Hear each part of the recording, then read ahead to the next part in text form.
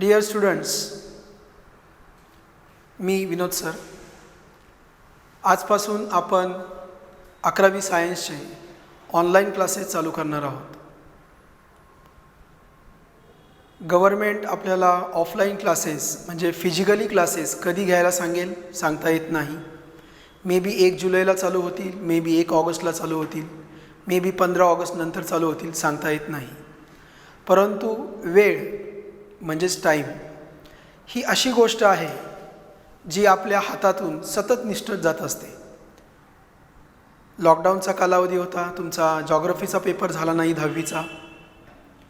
त्याच्यानंतर लॉकडाऊनचा कालावधी झाला. 8 एप्रिलपासून आम्ही 12वी सायन्सचे ऑनलाईन क्लासेस चालू केले. सर्वात प्रथम आम्ही ऑनलाईनचे क्लासेस चालू केले. 12वी सायन्सच्या विद्यार्थ्यांनी भरघोस प्रतिसाद दिला. आम्ही पण त्या प्रतिसादाला व्यवस्थित लेक्चर्स घेऊन न चुकता लेक्चर्स अपलोड करून अतिशय चांगल्या पद्धतीने आम्ही त्यांना प्रतिसाद दिला. आणि आपले हे जे 12वी सायन्सचे लेक्चर्स आहेत, फिजिक्स, केमिस्ट्री, मॅथ्स, बायोलॉजी आणि MCQ बेस्ड म्हणजे ज्या कॉम्पिटिटिव्ह एक्झाम्स आहेत, NDAची परीक्षा असेल, त्याच्यानंतर JEEची परीक्षा असेल, नीटची परीक्षा असेल किंवा MSCETची परीक्षा असेल, ह्या परीक्षांसाठी जे मटेरियल लागतं त्या मटेरियलचे जे लेक्चर्स असतात त्या लेक्चर्सचे सुद्धा आम्ही व्हिडिओज अपलोड केले. त्याच पद्धतीने आपला जो विनोद सर सायन्स अकॅडमी नावाचा क्लास आहे त्याचं एक ॲप्लिकेशन आहे, ते प्ले स्टोअरला अवेलेबल आहे. त्या प्ले स्टोअरवरनं ते ॲप्लिकेशन डाउनलोड केलं आणि माझ्याशी तुम्ही संवाद साधला तर मी तुम्हाला त्या ॲप्लिकेशनमध्ये ॲड करू शकतो. आणि त्या ॲप्लिकेशनमध्ये ॲड केल्यानंतर तुमचं क्लासचं एक टेम्पररी ॲडमिशन झालं असं आपण समजूया. तसं आजवरचा इतिहास पाहिला राजगुरुनगरमधला तर फक्त 11वी 12वी सायन्सचा क्लास घेणारा एकमेव क्लास म्हणजे आपला क्लास आहे. आपल्याकडे लहान वर्गांचे क्लासेस नाहीत. आपल्याकडे फक्त 2च वर्गांचे क्लासेस आहेत 11वी 12वी सायन्स, की ज्याच्यामध्ये physics, chemistry, math, biology, IT, CS आणि परीक्षेच्या दृष्टीने जे अत्यावश्यक इंग्रजी, अत्यावश्यक इंग्लिश आहे ते आपण घेतो. त्याच पद्धतीने 11वी 12वी सायन्स नुसतं शिकून उपयोग नाही, तर त्याचं ॲप्लिकेशन आलं पाहिजे. आणि त्याचं ॲप्लिकेशन म्हणजे काय असतं तर त्याचं ॲप्लिकेशन म्हणजे तुम्ही ज्या कॉम्पिटिटिव्ह एक्झाम्स देता, मग ती CETची एक्झाम असेल, CETची एक्झाम जी आहे ती CETची एक्झाम 11वीचा काही सिलेबस आणि 12वीचा संपूर्ण सिलेबस यावरती आधारित आहे. MHCET तिला नाव आहे आणि या MHCET नावाच्या एक्झाम थ्रू तुम्ही इंजिनिअरिंगला ॲडमिशन घेऊ शकता, तुम्ही फार्मसीला ॲडमिशन घेऊ शकता, तुम्ही ॲग्रिकल्चर कॉलेजला ॲडमिशन घेऊ शकता. तर या स्ट्रीम्सला, या व्यावसायिक अभ्यासक्रमाला तुम्ही MHCET थ्रू ॲडमिशन घेऊ शकता. MHCET देणं कंपल्सरी आहे. तुमचं एंटायर ॲडमिशन जे आहे की ज्या मार्कांवरती तुमचं ॲडमिशन होतं तो म्हणजे MHCETचा स्कोअर असतो आणि ती परीक्षा 200 मार्कांची आहे. त्याच्यामध्ये फिजिक्स 50 मार्काला आहे, केमिस्ट्री 50 मार्काला आहे, मॅथ 100 मार्काला आहे, बायोलॉजी 100 मार्काला आहे. मग PCM जर पाहिलं आपण, फिजिक्स, केमिस्ट्री, मॅथ तर 200 होतात, फिजिक्स, केमिस्ट्री, बायोलॉजी जर पाहिलं तर 200 होतात. ती जी एक्झाम आहे ती एक्झाम ऑनलाईन असते. जसं आपलं लेक्चर ऑनलाईन आहे तशी ती एक्झाम पण ऑनलाईन असते. आपलं जे ॲप्लिकेशन आहे त्या ॲप्लिकेशनमध्ये सुद्धा आपण विद्यार्थ्यांना ऑनलाईन एक्झाम कशी द्यायची हे डे 1 पासून शिकवतो. कारण आपले जे MCQ होतात, मल्टिपल चॉईस क्वेश्चन होतात, MSCET, JEE, नीटसाठी जे एक्झाम्पल्स होतात ते सगळे एक्झाम्पल्स, ते सगळे MCQज आपण ऑनलाईन पद्धतीने घेतो. त्यासाठी आपलं एक स्वतंत्र ॲप्लिकेशन आहे. त्यामुळं MSCETची जी परीक्षा आहे 200 मार्कांची जी ऑनलाईन असते त्याचा सराव तुमचा सहज होऊन जातो. ही MSCETची थोडीशी माहिती सांगितली. नंतरच्या व्हिडिओ लेक्चर्समध्ये मी तुम्हाला इन डिटेल एक लेक्चर MSCET विषयी असेल, एक लेक्चर JEE विषयी असेल, एक लेक्चर NDA विषयी असेल, एक लेक्चर तुमचं नीट विषयी असेल. हे असे आपण व्हिडिओ लेक्चर्स चालू करूया. ओके. तर MHCET विषयी मी तुम्हाला थोडक्यात माहिती दिली. आता MHCETमध्ये जे इंजिनिअरिंगच्या विषयी मी बोललो तर गव्हर्मेंट कॉलेजच्या सर्व सीट्स 100% सीट MHCET थ्रू भरल्या जातात आणि प्रायव्हेट कॉलेज जे आहेत त्या प्रायव्हेट कॉलेजमधल्या 85% सीट्स ह्या MHCET थ्रू भरल्या जातात. मग यातल्या 15% सीट्स कशा थ्रू भरल्या जातात तर यातल्या 15% सीट्स ह्या JEE थ्रू भरल्या जातात. ओके. तुम्हाला माहीत आहे की आपल्या सेंट्रल गव्हर्नमेंट थ्रू किंवा ऑल इंडिया लेवलला 2 एक्झाम कंडक्ट होतात. मी म्हणेल 3 एक्झाम कंडक्ट होतात. एक JEE, दुसरी नीट आणि तिसरी NDA.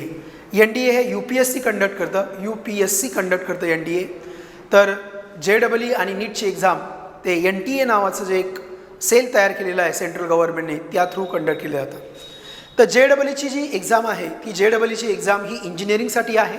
प्रायव्हेट कॉलेजमधले 15% जागा ह्या JEE थ्रू भरल्या जातात आणि सर्व IITs, BITS आणि NITचे ॲडमिशन हे JEE थ्रू होतात.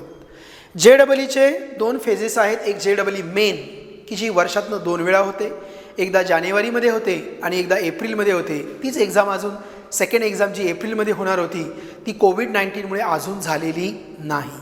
ओके, तर JEE मेन ही एक्झाम वर्षातनं 2 वेळा होते. म्हणजे एका विद्यार्थ्याला 2 चान्स असतात. एक तर जानेवारीमधली JEE मेन द्या किंवा एप्रिलमधली JEE मेन द्या.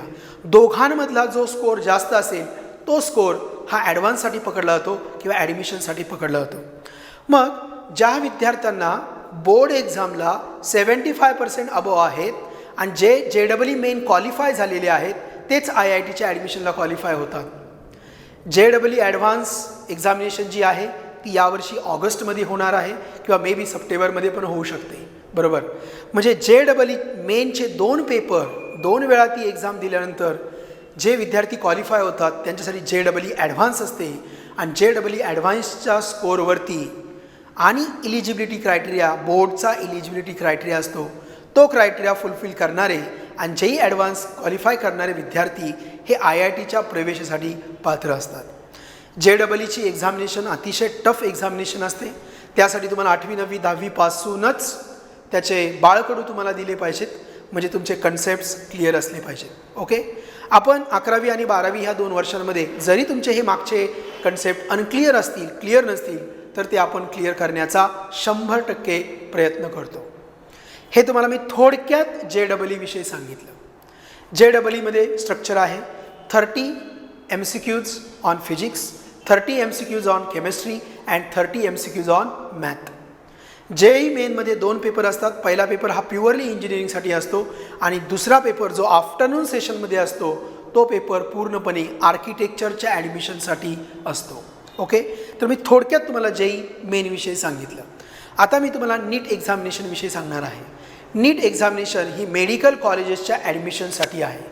From MBBS to BSc nursing, म्हणजे MBBS, BDS, BAMS, BHMS, physiotherapy, त्यानंतर BSc नर्सिंग, हे सगळे ॲडमिशन एका विंडोमध्ये नीट थ्रू होतात.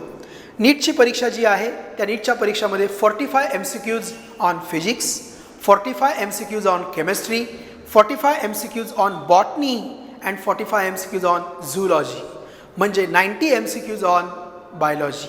ओके, म्हणजे बायोला 50%चं वेटेज दिलेलं आहे, कारण की 45, 90 MCQs on physics chemistry and 90 MCQs on biology.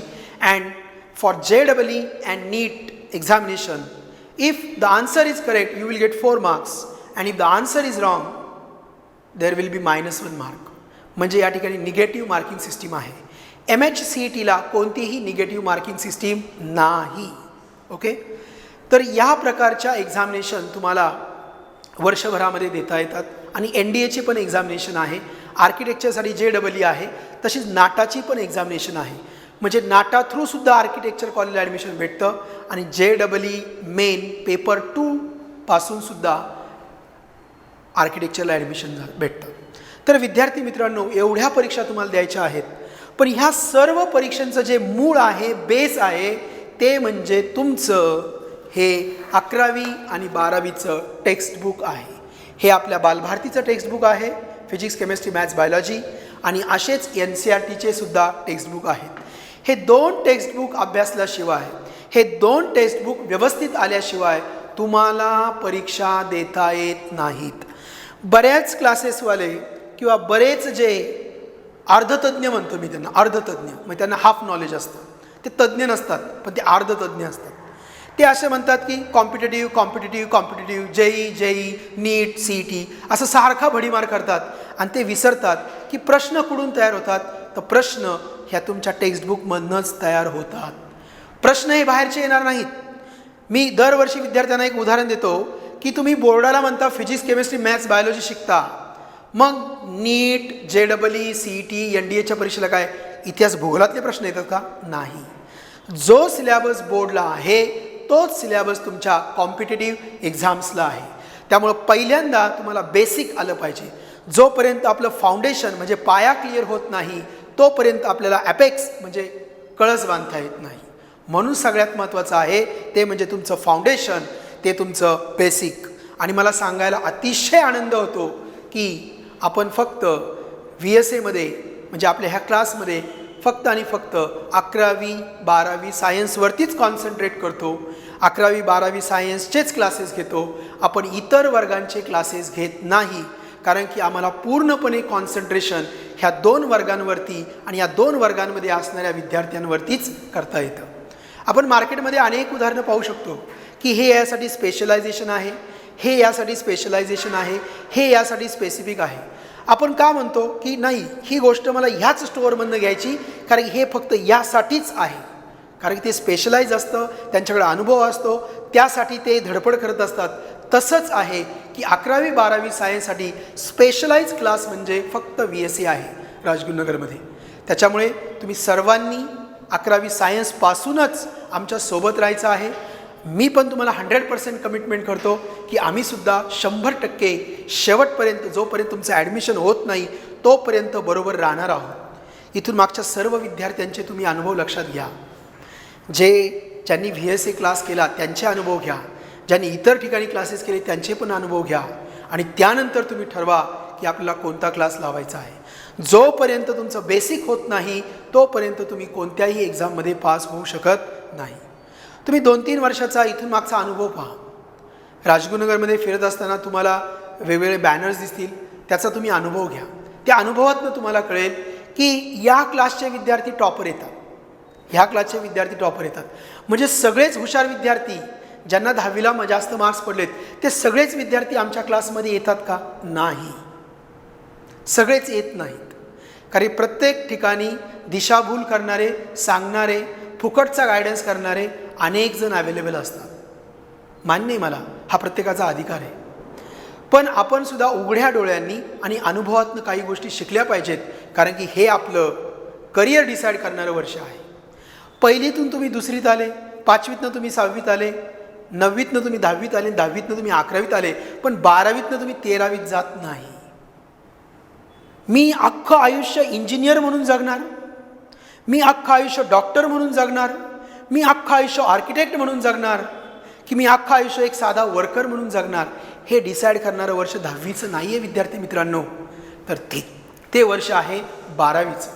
12वीला प्रचंड मेहनत घ्या, 11वी 12वीला प्रचंड मेहनत घ्या. नीटची एक्झाम द्या, MBBSला नंबर तुमचा लागला पाहिजे, BJ medical, government medical colleges याला तुमचा नंबर लागला पाहिजे. एकदा तुमचा तिथं नंबर लागला का तुम्ही आयुष्यभर डॉक्टर म्हणून जगता, पेशंट म्हणून नाही, तुम्ही डॉक्टर म्हणून जगता. मग तुम्ही आयुष्य अख्खं तुमचं उरलेलं सगळं जे 70, 75, 80 वर्षाचं जे आयुष्य आहे ते तुम्ही डॉक्टर म्हणून जगता का? कारण तुम्हाला 12वीला चांगले मार्क्स पडले. म्हणून हे करिअर डिसाईड करणारं वर्ष आहे, हे करिअर डिसाईड करणारं वर्ष आहे. तुमचं अख्खं आयुष्य तुम्ही काय म्हणून जगणार आहात हे ठरवणारं वर्ष कोणतं आहे? 12वीचं आहे. पहिलीतून 2रीत आले तसे 10वीतनं 11वीत आले, तसे 12वीतनं 13वीत जात नाहीत. 12वीतनं तुम्ही डॉक्टरला जाता, मेडिकलला जाता, इंजिनिअरिंगला जाता, आर्किटेक्टला जाता, फार्मसीला जाता, वेगवेगळ्या विश्वांमध्ये जाता, वेगवेगळ्या व्यावसायिक अभ्यासक्रमांना ॲडमिशन घेता आणि ह्या व्यावसायिक अभ्यासक्रमांमधनं आपलं करिअर घडत असतं. मग हे करिअर उत्तम प्रकारे घडायचं असेल तर आपण अतिशय उत्तम ठिकाणी, ज्या ठिकाणी शिकवलं जातं, ज्या ठिकाणी मला उत्तम मार्गदर्शन भेटतं, ज्या ठिकाणी स्पष्टपणे बोललं जातं हे असं आहे, हे असंच घडणार, अशा ठिकाणी आपण ॲडमिशन घेतलं पाहिजे. आणि तो एकमेव क्लास म्हणजे कोण आहे? तर VSA. त्यामुळे प्लीज सगळ्यांनी जॉईन व्हा. ज्या पद्धतीने मी शिकवतो त्याच पद्धतीने उर्वरित शिक्षक पण शिकवतात. माझा विषय मॅथमॅटिक्स आहे, मी तुम्हाला मॅथ या सब्जेक्टविषयी मार्गदर्शन करणार आहे. माझ्याबरोबर अनेक टीचर्स आहेत, ते तुम्हाला वेगवेगळ्या विषयाला शिकवणार आहेत. सगळे विषयांचे बेसिक कन्सेप्ट तुमचे क्रिस्टल क्लिअर होणार आहे, क्रिस्टल क्लिअर. आपल्या क्लासमध्ये जे 12वीला विद्यार्थी आहेत, आपल्या क्लासमधनं जे पासआउट झालेले विद्यार्थी आहेत त्यांचे अनुभव तुम्ही विचारात घ्या. आता काही पालक तर आम्हाला येऊन सांगतात की सर त्याला इंजिनिअरिंगला किंवा मेडिकलला ह्या विषयांमध्ये पैकीच्या पैकी मार्क्स पडले.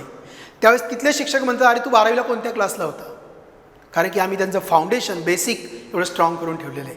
आपला मगाशी एक मुद्दा चालला होता तो म्हणजे असा की 10वीला मार्क्स पडल्यानंतर सगळेच हुशार विद्यार्थी माझ्याकडं क्लास लावत नाहीत. तसं लावायला पाहिजे पण नाही लावत, ठीक आहे. पण जे विद्यार्थी माझ्याकडे येतात त्या विद्यार्थ्यांना आम्ही अतिशय योग्य प्रकारे मार्गदर्शन करतो. तेच 11वीला दोन्ही कॉलेजेसमध्ये टॉपर येतात आणि आपल्याकडे असणारे विद्यार्थीच 12वीला टॉपर येतात. किंबहुना आपल्याकडे असणाऱ्या विद्यार्थ्यांना JEE, नीट, CET सगळ्या परीक्षांना मार्क्स पडतात. इतिहास आहे, कधी चेक करू शकता. सगळे रिझल्ट्स तुमच्याकडे अवेलेबल आहेत राजगुरुनगरमधले. हे सगळे रिझल्ट्स तुम्ही पहा आणि मग ठरवा की आपल्याला कुठे जायचं आहे. दिशा देणं, सांगणं हे माझं काम आहे. माझ्या प्रत्येक शिक्षकाचं दिशा देणं आणि सांगणं तुम्हाला हे आमचं कर्तव्य आहे. ते कर्तव्य आम्ही बजावणार, पण त्यानंतर निर्णय मात्र तुम्हाला आणि तुमच्या आईवडिलांना मिळून बसून शांतपणे घ्यायचं आहे. एकदा तुम्ही आमच्याकडे ॲडमिशन घेतलं तर 11वी 12वीला हे आपल्याकडे ॲडमिशन राहतं. शक्यतो आपल्याकडनं एकही विद्यार्थी ड्रॉपआउट होत नाही. 11वीतनं 12वीत जात असताना एकही विद्यार्थी आपला क्लास सोडत नाही. कारण आम्ही 11वीपासूनच त्यांना ह्या क्लासची एक विशिष्ट प्रकारची गोडी लावतो. त्यांना सायन्स आवडलं पाहिजे. मी तुम्हाला एक गोष्ट सांगतो की सायन्स म्हणजे काय, तर सायन्स ही अशी गोष्ट आहे की ती तुम्हाला आवडली पाहिजे, इंटरेस्ट क्रिएट झाला पाहिजे. एकदा का तुम्हाला सायन्समधला इंटरेस्ट क्रिएट झाला का तुम्हाला 11वी 12वी सायन्समध्ये खूप अभ्यास करू वाटतो. लक्षामध्ये डेफिनेशन आहेत, प्रॉब्लेम्स आहेत, डेरिवेशन्स आहेत, डायग्रॅम्स आहेत, या सगळ्या गोष्टी आपल्याला सायन्समध्ये करायच्या आहेत. ज्यांना जड वाटतं की सायन्स अवघड आहे, मला 10वीला सायन्स अवघड वाटत होतं, मला 10वीला गणित अवघड वाटत होतं, मी सायन्स घेऊ का नको, बिंदासपणे घ्या, आम्ही तुमच्यासाठी आहोत. बऱ्याच वेळा काय होतं की आपल्याकडे 11वीला विद्यार्थी संख्या कमी असते, 12वीला विद्यार्थी संख्या जास्त असते. नो डाऊट 12वीला विद्यार्थी संख्या जास्त असते. तर जे विद्यार्थी 11वीला आपल्याकडे असतात ते 12वीला एकही मॅथ हा विषय सोडत नाहीत.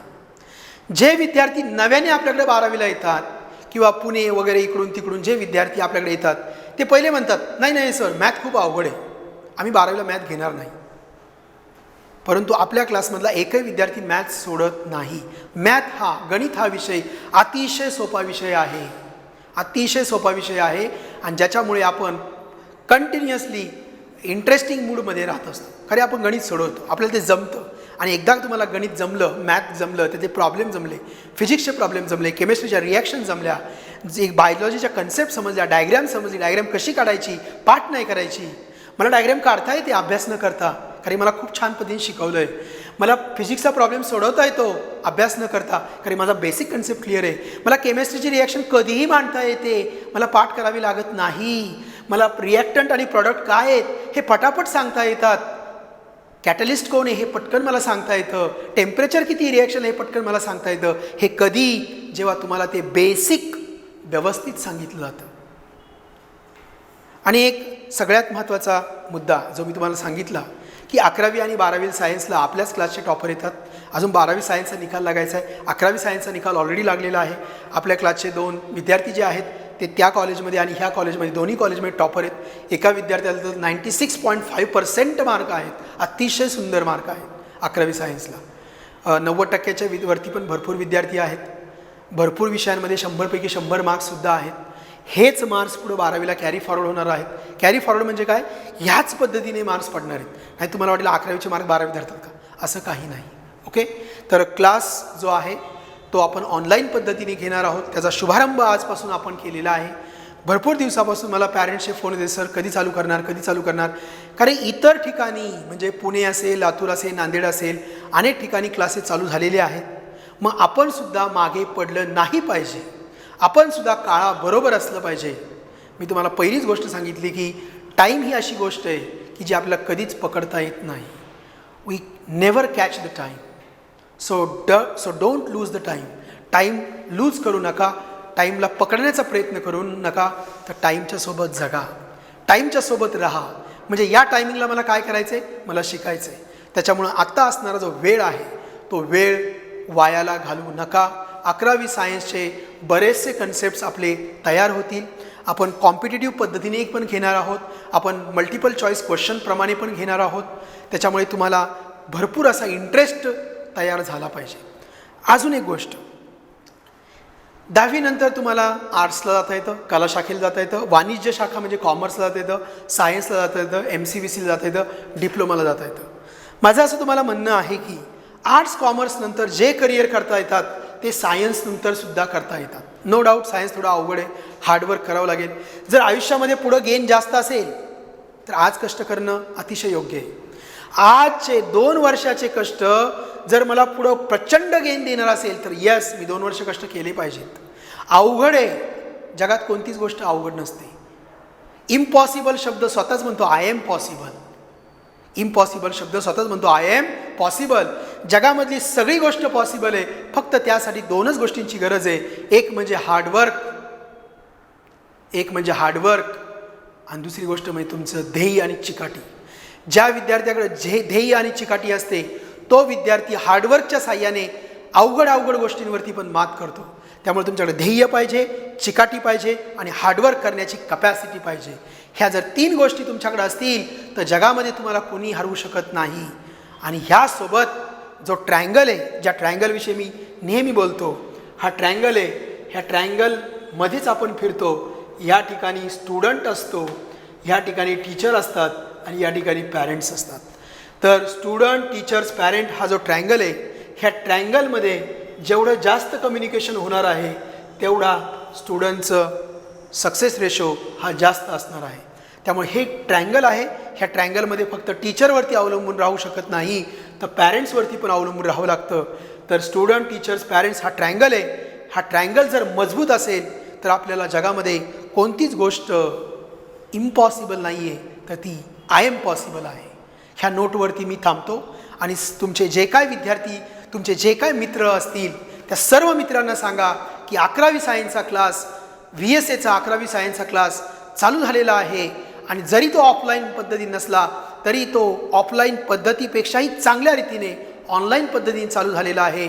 फिजिक्स, केमिस्ट्री, मॅथ्स, बायोलॉजी आणि competitive exams, board, JEE, CET, नीट, NDA ह्या सर्व विषयांचं मार्गदर्शन करणारा एकमेव क्लास आहे तो म्हणजे VSA. तर लवकरात लवकर जॉईन करा. तुम्ही मला प्रत्यक्ष येऊन भेटू शकता. मी तुम्हाला माझा नंबर पण सांगितलेला आहे, तरी या ठिकाणी मी माझा तुम्हाला नंबर सांगतो. हा माझा नंबर आहे 9822498649. या नंबरवरती तुम्ही मला फोन करा.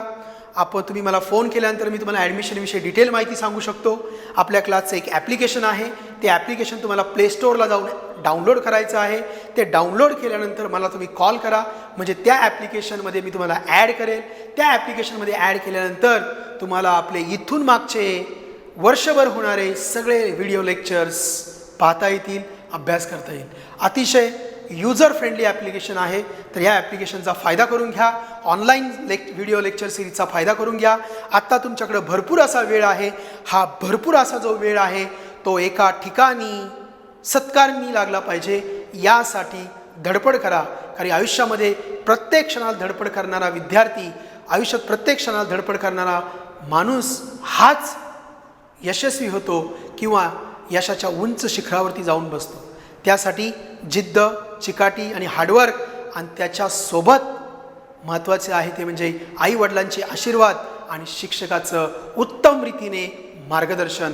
आणि उत्तम रीतीने मार्गदर्शन जर पाहिजे असेल तर फक्त आणि फक्त VSA जॉईन करा.